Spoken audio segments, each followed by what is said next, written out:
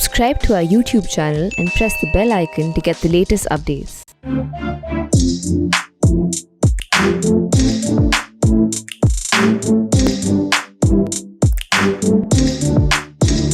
Hello and welcome to The Print. I'm Snehesh Philip and you're watching The Print's Soft Cover, an online platform for the launch of select non-fiction books. And it gives me great joy to present a new book for you. And because this is a book that is not about military per se, but is about a war. And this is about the war in Burma. Now, this book is not about a soldier per se, but is a book of heroism in the war and in the run-up to the war, actually. So before, without wasting your time, let me showcase you the book. This is The 24th Mile, written by Tehmton S. Mistry, published by, of course, Harper Collins. And this is an Indian doctor's heroism in war-torn Burma, The 24th Mile. Welcome to The Print, Mr. Mistry. Thank you.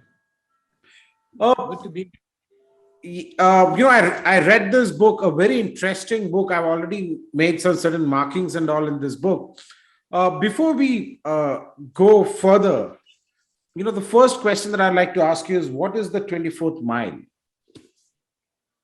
Well, the 24th mile refers to the distance that the protagonist, Jehangir, had to travel in order to go from the border of Burma into India during the retreat of the British Army and the refugees. And it's a distance that the crow flies between the shortest land route of the crossing.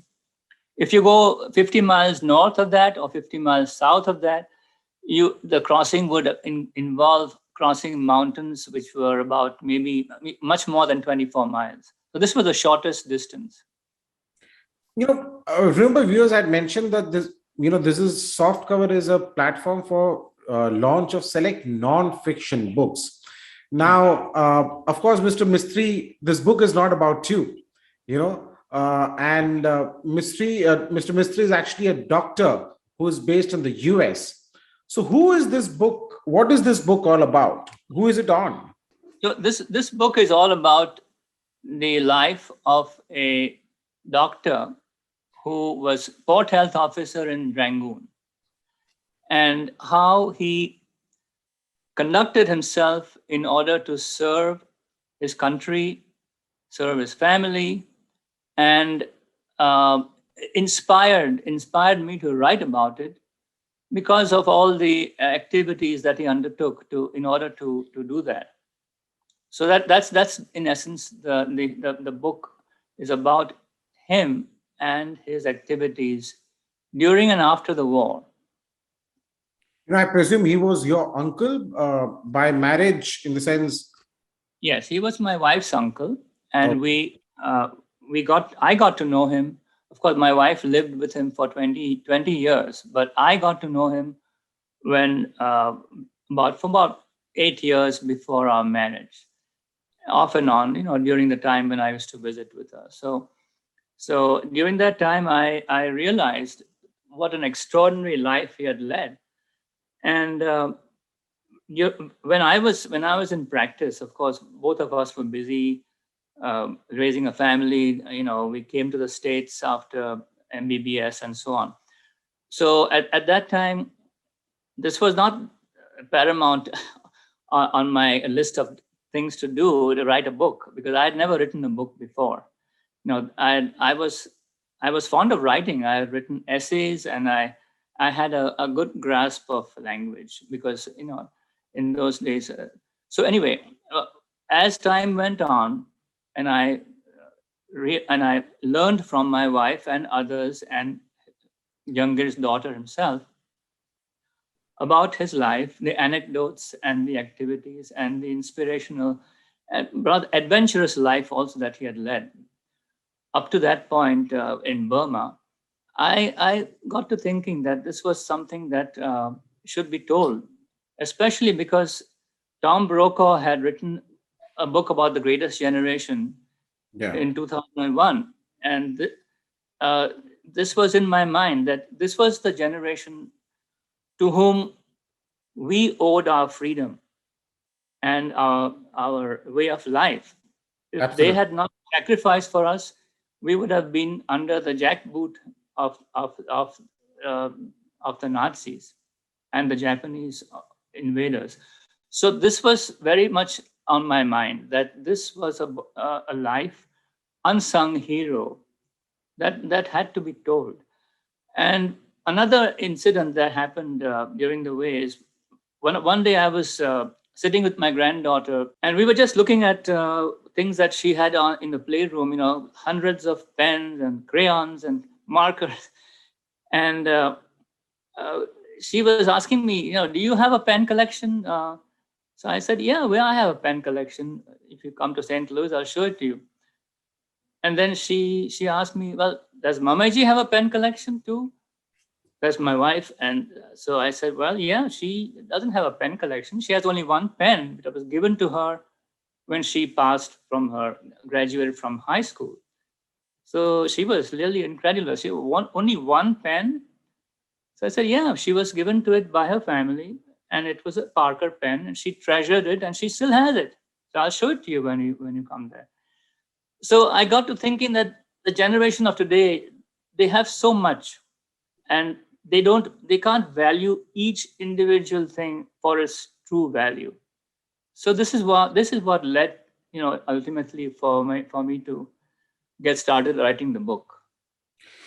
While you mentioned this is your first book and you've never written before, well, this book is a very fine read. One can just start from the first page and read continuously till the end, and it never feels as if it's been written by someone who's not. It's his first book.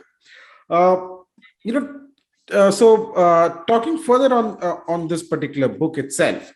Now, it's about Dr. Jehangir Anklesaria, Yes. right? And so this his family comes from Gujarat. So how did he end up being in Rangoon or in Burma, or as Myanmar as they now call it? Right. Well, as I have written in the book, his early education, his family moved from Ankleshwar to Bombay, and then he went to Elphinstone College, Yeah, and he had a regular good education, nothing spectacular, but he attended a good college, Elphinstone College, which was attended by other stalwarts of the independence movement also. But after that, he attended Grant Medical College in Bombay, to which my wife and I also went later on. And after that, he passed his MBBS. And in those days, in order to do further studies in medicine, you had to have some money, exactly. which he did not have. So his brother, who was on the merchant ship, Keku, his name was Keku. So he had 5 brothers. One of them was on the merchant ship. So his brother told him, why don't you take my place and join the merchant ship, get some money, and then you can go to England and for further study. That's how things developed in those days. So it happened to be the start of World War I in 1914 when he graduated, and he went from the MBBS to the Merchant Marine, spent 4 years on the ship, up and down from Marseille to Southampton to Aden, all these ports of call around the Cape, Suez Canal sometimes, and Bombay, Madras, Rangoon, Shanghai, Hong Kong, all the way to Shanghai. Yeah, So for 4 years, he did these trips, and he acquired deck smarts, and he was acquiring knowledge and experience in how to conduct himself. And of course, he was making contacts along the way. So when he finished his uh, the shipping experience, he went to Cambridge, spent 2 years there. Then he went to the London School of Tropical Medicine and Hygiene, got a yeah. diploma in public health. And now he was ready to start his medical career. And it happened that there was an opening in Rangoon for public health, which is what he specialized in. Yeah. And that's how he happened to go to Rangoon. So at the Rangoon, he was at the port. So he was taking care of all the workers who were coming in. He was deputy port health officer initially. Then he got promoted to port health officer. And yes, as you said, his job was to take care of the port and the health of the people who worked in the port, including the sailors who used to come from abroad, vaccinate them against venereal diseases, and take care of all their health problems, essentially. So, now, he was there. Now comes the Second World War situation. We're talking about 1941, around the period 1941, when the Japs were really on the rampage, and this book says that the life in Rangoon at that time was moving on at his normal pace. It was a colonial system. For example, Dr. Jehangir had a beautiful bungalow. The book describes the bungalow, and I could imagine, how the bungalow would have actually looked. So there are pictures in the book. Yeah. So life was absolutely going on normal. Right. And the book says that, he was also advised by some of his friends that they should leave Rangoon. Yes. But he was not so keen. Why was that so? Well, as I mentioned in the book, you see, he was used to thinking of the British power, colonial power, and the seafaring power as being, unbeatable. They had complete confidence in Pax Britannica, because Britain owned the seas, and in those days, the British Navy was paramount. So he had no reason to, he was not alone in this. Most of the people in Calcutta, Rangoon, Hong Kong, they all were carrying on as if nothing was going to harm them, because they didn't even imagine that the Japanese could sweep down and just take over everything. So that is why he was one of the people who just didn't really imagine that this could happen. He had such confidence in the British that this wouldn't happen, but eventually he did realize, and he sent his wife and his daughter away. Right.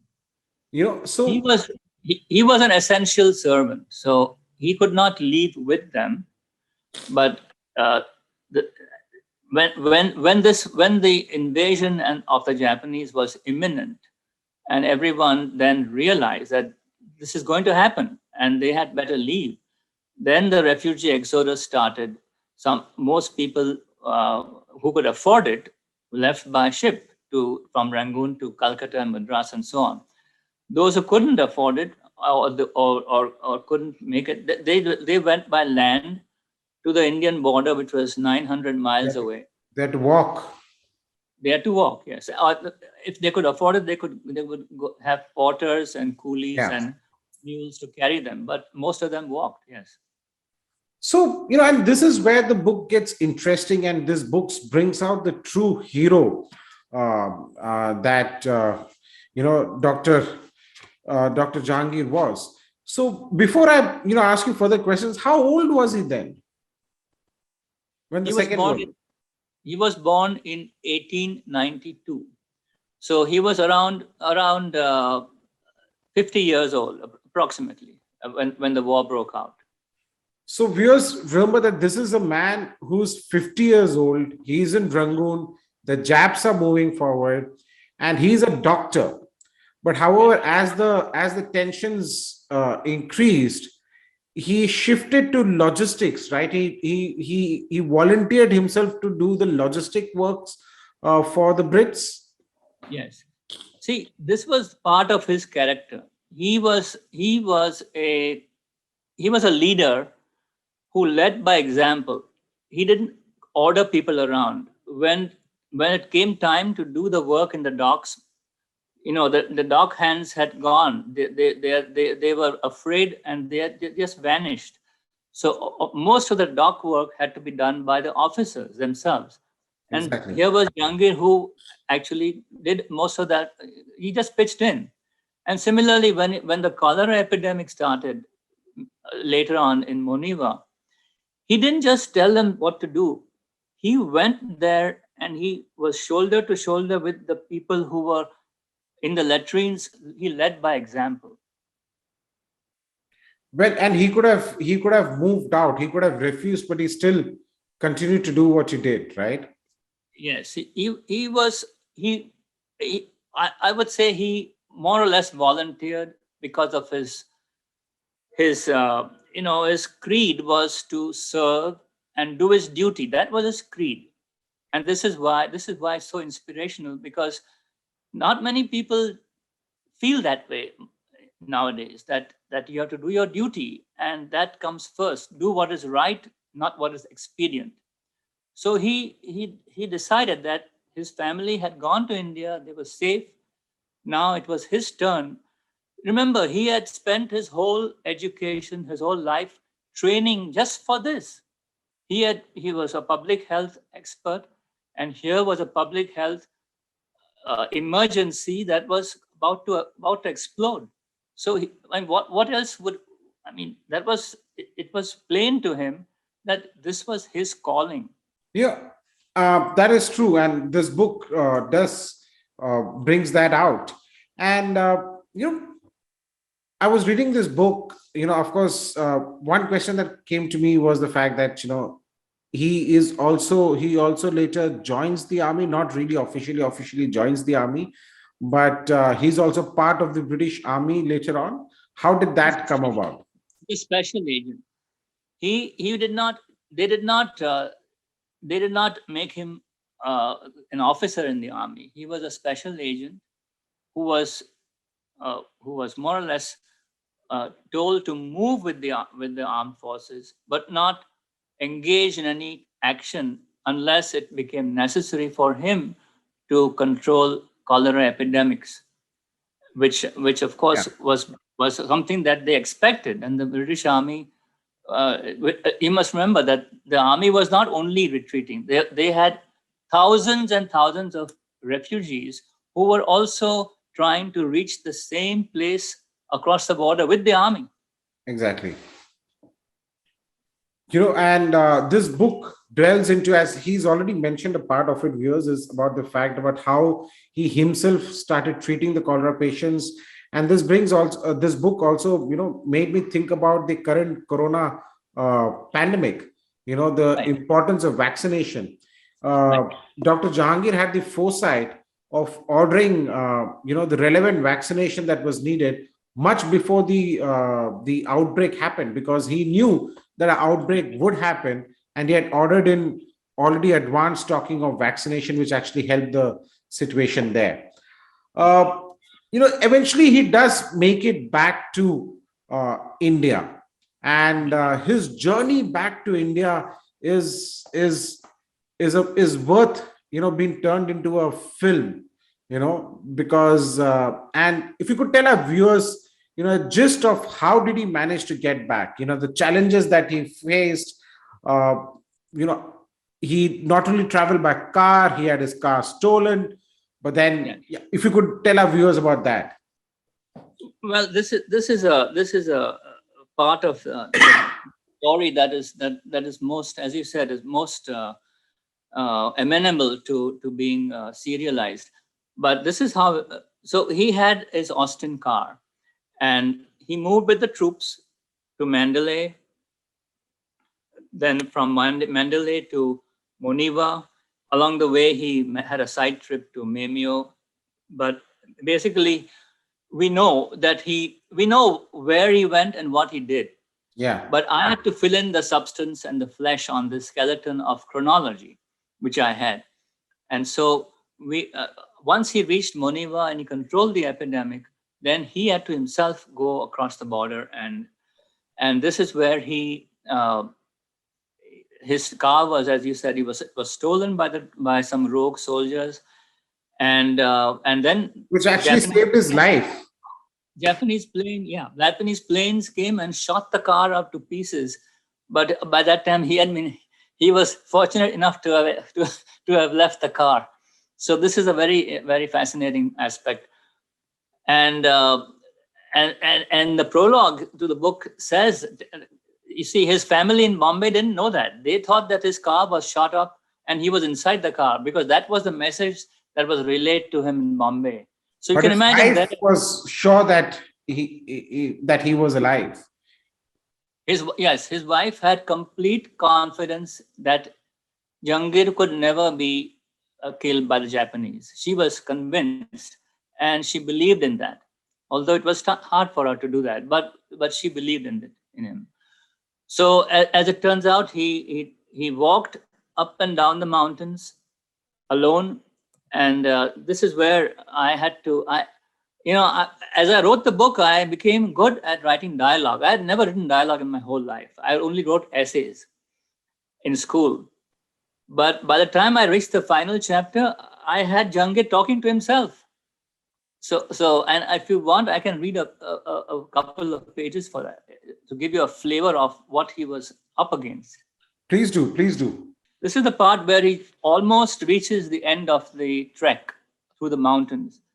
And so we begin. Now so the rain became more regular, leaving the air heavy with moisture, the fog giving the valleys a distinctly ethereal quality. The ground was thick and slippery with mud. It was impossible to stay dry. The only consolation for Jehangir was that he would not die of thirst. Thoughts of his own mortality frequently popped up in his subconscious, the same place where the little voice lived, and it took more and more effort to brush them away. He forced himself to take on the physical tasks early in the day. By afternoon, he felt drained, especially when the fever rose. This is malarial fever. He struggled on, knowing that he was in a race against time, the elements, and himself. He knew that progress could soon be halted by rain or the effects of hunger. Your haversack is not cutting into your shoulders anymore. That's a good thing, the voice in his head whispered. No, it's a bad thing, and you know it. It means I'm carrying very little food. Soon we shall be starving, Jehangir declared through gritted teeth. Well, you know the saying, nothing is either good or bad, but thinking makes it so. Jehangir struggled to find a reply as he fought to keep his balance up the steep mountainside. He knew that keeping his brain engaged, even if it meant constantly talking to himself, would help keep him alive. So he began, what other words of wisdom do you know, eh? Some more Shakespeare, perhaps? Actually, since you seem so morbidly fixated on death, here's another one. Cowards die many times before their deaths. The valiant never taste of death but once. Julius Caesar. Ha, Jehangir shouted, jabbing his walking stick into the thick muck underfoot. So now I'm a coward, am I? How about me jumping off this mountain so that I can be valiant and shuffle off this mortal coil with you along for the ride, huh? What do you say? It doesn't matter what I say. What would Gula say? At the mention of his wife's name, the little voice broke through Jehangir's feverish delirium. You are right, Jehangir sighed, sitting down on a wayside log. It was late afternoon. The valley floor was already draped with shadows. I am not worth much at this moment, but I don't think my family would care as long as I return in one piece, he said. Then something occurred to him. Wait, that's not true either. What's not true? That I'm not worth much, Jehangir said as he began to scrape together a meal. Well, anyone looking at you now would be excused for thinking you were a pauper, the voice continued. Well, things aren't always what they appear to be. Remember when I had to tighten my belt buckle yesterday because my pants were falling down? Yes, because you've lost weight and why, you cunning rascal, it is all those gold coins that are weighing down your pants. You are worth a small fortune and it's all in your belt. Yes, my money belt, Jehangir replied, patting his waist. For a fleeting moment, he looked pleased, having uncovered something positive in his untenable situation. Then his mood turned somber as he finished his dinner, a chocolate bar and a biscuit. His coins would do little for him in the jungle, and another long night awaited him. time to contemplate his condition and plan for the next day as best he could until he could find one of the most valuable resources he had left, sleep. Without sleep, his body would fail the rigors to come, and he would most certainly become just another one of the carcasses lining the trail.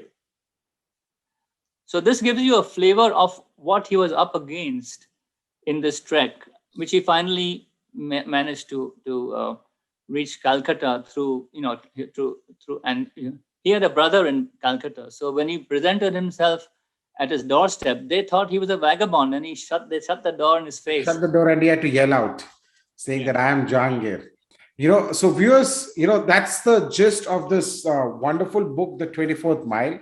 As I said, towards the end, his journey back from Burma to Kolkata is just an amazing thing, which I could, while reading it, I could imagine the entire scene playing out in my mind.